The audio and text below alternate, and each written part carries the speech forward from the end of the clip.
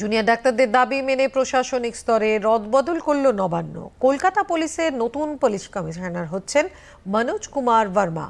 সরিয়ে দেওয়া হলো বিনীত কুমার গোয়েলকে। তাকে Paschimbanga special task force STF এর ADG করা হয়েছে।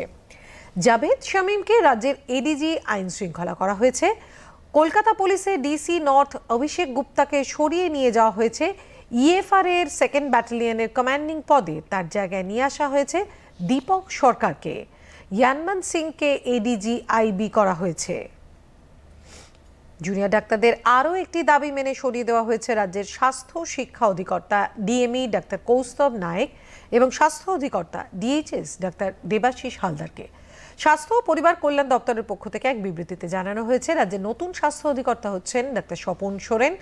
ডাক্তার সুপর্ণা দত্তকে স্বাস্থ্য ভবনের স্বাস্থ্য শিক্ষার OSD পদে নিয়ে আসা হয়েছে।